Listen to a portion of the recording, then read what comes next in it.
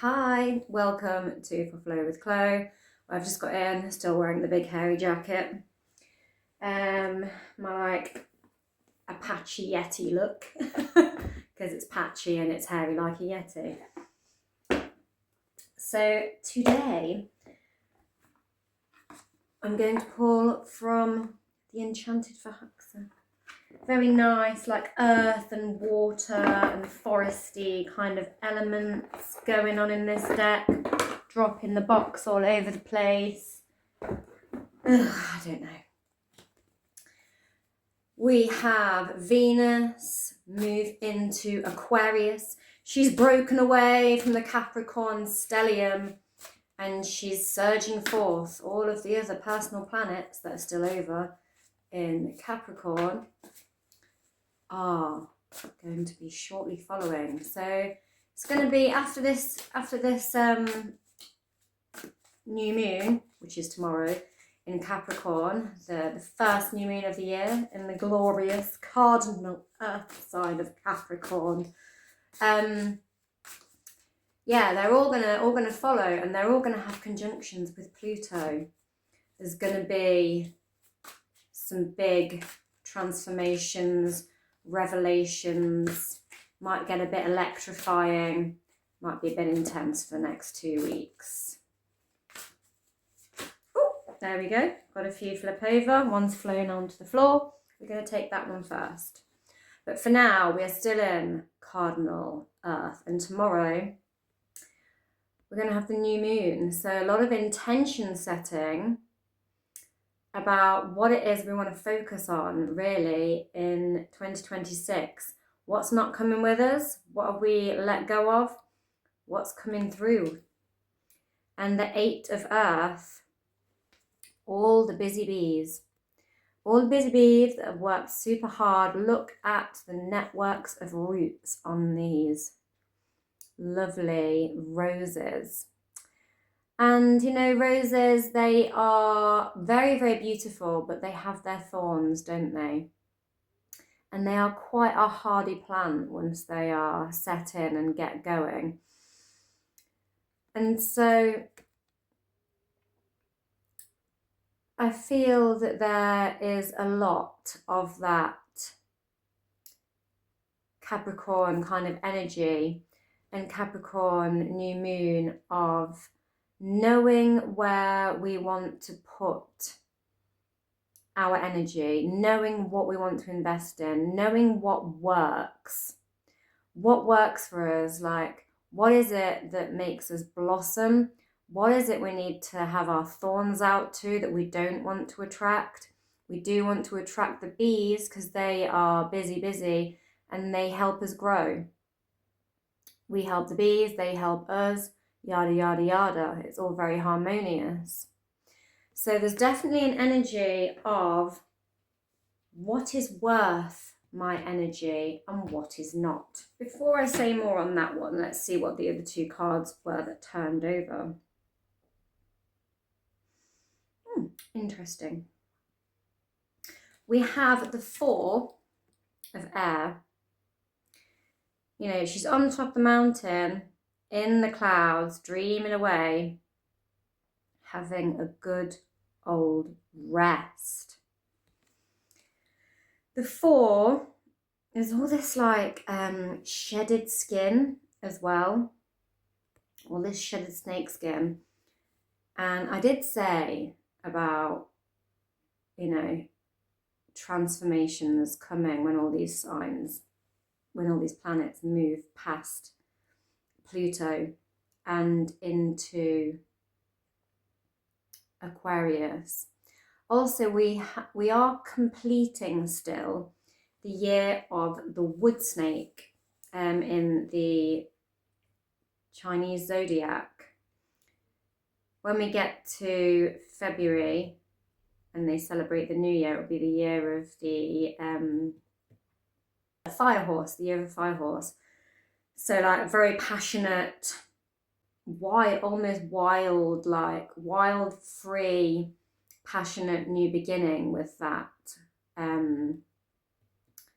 fire horse. But we are still in the Chinese zodiac in that process of shedding off the skin of the wood snake, still transforming. And the Four of Air, it's a lot of the air cards, there are swords cards. And so our air cards, a lot of them are quite like a cycle of anxiety, conflict. They are like mental challenges. So a lot of them are quite stressful, mentally stressful. But in the Four of Air, we're having a mental break. We've kind of checked out a bit and we're like, whoa, I need to protect my energy. I need to take a rest. I need to nurture myself. And she's in this like fetal position, like giving herself a hug, a self-soothing, dreamy escape place.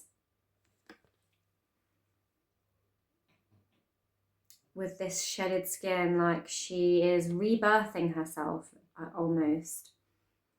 She's shed the skin and she's in this like little fetal position, ready for a rebirth. I feel like there's definitely some of that Aquarius transformative, like when we have a lot of these conjunctions, that all the planets will have a conjunction to Pluto in Aquarius over the next 2 weeks. Mercury, Venus is going to go first, then Mercury, then the Sun, then Mars, the Moon as well will happen. All of it, they'll all be conjuncted. And Pluto is about what we, it can be about destruction. It can be about like radical, rebellious deconstruction of things we of things we no longer want or need in our life. Things being brought down. Like maybe that's why we're feeling a bit exhausted, because she's attached to every process of the making of this project.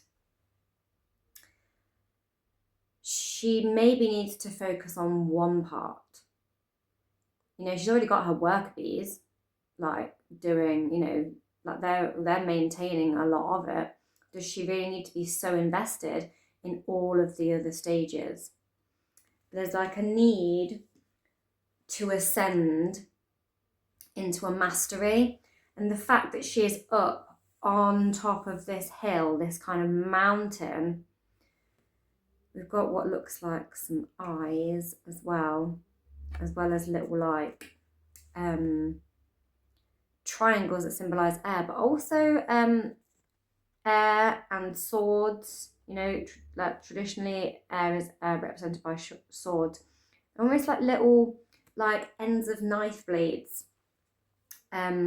It's like all these little blades that have caused this discomfort, but she's grown, she's shed them away, she's grown from it, she's ascended, and she's having a new dawn. Like there's a sunrise behind her, behind that mountain, and she's like, I'm taking a chill pill, I'm taking a break, I'm nurturing myself, I've been working way too freaking hard on way too many projects, let me relax, take a chill pill, refocus my energy, ready for my ascension, ready to focus on what it is that is the mastery. What is it I'm meant to focus on out of them all instead of this jumble of all of it? And then we have the Two of Water. These little mermaids that are almost like twins. It's a twin thing. Holding hands, connected, equal, giving and receiving, emotional balance, emotional harmony. I absolutely love these almost electric kind of water flower things that are floating on the surface. That again is giving me a bit of an Aquarian vibe, because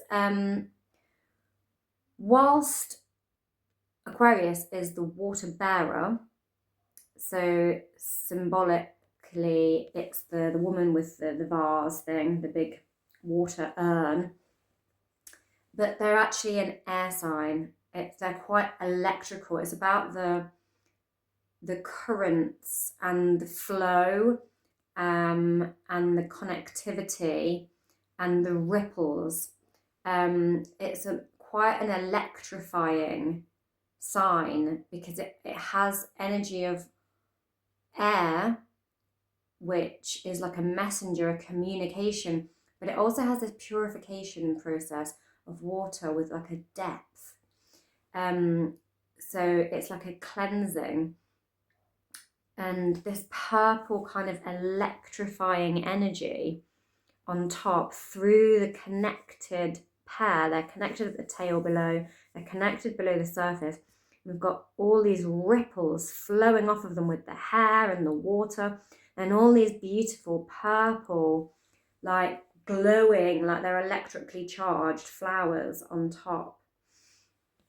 But yeah, the Two of Water is about an emotional harmony, an emotional balance and finding it. And so through this big fat rest and ascension, one should be coming into a nice balance with oneself. Give yourself a hug, hold your own hand, go into your own depths, find what lights you up, like connect with yourself, because you've been putting it in too many directions. Look at her, she's like literally like entwined in this. It's quite, very busy, very, very busy. But here she is just focused in on this one perfection. We can either get lost in the process of creating perfection, or we can take a step back and let others kind of do some of the work for us and remove ourselves from the busyness and the chaos and find our actual answer of what it is that we want to focus on. What is our intention? I think this Capricorn new moon is a good time to really ground into what it is we have learned throughout some of maybe the chaos of 2025, where you felt a little bit splayed all over the place. And what is it you want to focus on and take through to 2026? What do you want to hold hands with? What do you want to pair up with from, what was going on here? Which is the bit you want to focus on? Have a little rest, have a little meditation, have a little self-healing, and figure out what it is you want to rise into the mastery of out of all of this busyness and chaos that was going on. And welcome it in, call it in. Find a balance in that stillness. Figure it out. Quite like this. I'm going to take Crystal Distillery. Not Crystal Distillery. I said Crystal Distillery, but it's the Crystallary. But I feel like there's a lot going on with like distillation process. I am posting a Capricorn new moon class tomorrow, so you might see that appear tonight. I think I'm going there mentally because of what came up. I think I said the word distillery because of one of the cards that came up in the tarot reading that I've done as part of the end of that yoga class. So it's a yoga class, but it also has a tarot reading leading into a guided meditation for the Capricorn new moon to close out this Capricorn season.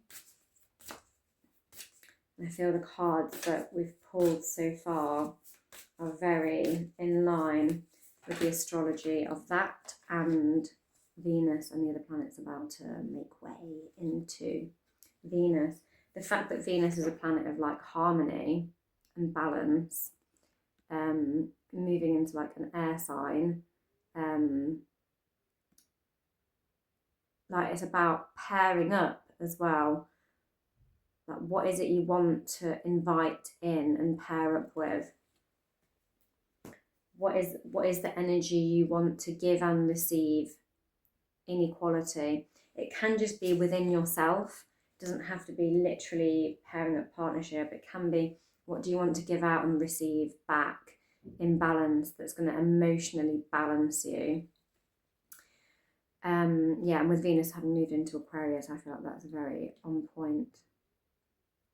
This is funny because this is the card, one of the cards that came up in the reading earlier at the end of that yoga class that I recorded before I did the meditation.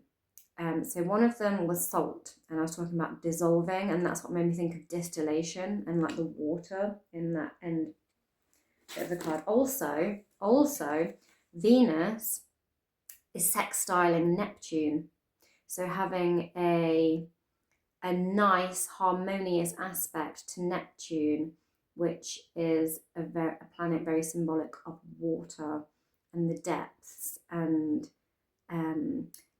glamour and like our intuition and all of these sort of lighting on water and like special effects and things and glamour. And Venus there as well might be, yeah, very like wanting to harmonize relationships, even if that's just your relationship to yourself. So anyway, back to this card. This came up also. I've got it upside down right now. I pulled it face up and I'm just dangling around upside down. This card came up in the reading at the end of the yoga class that I pulled.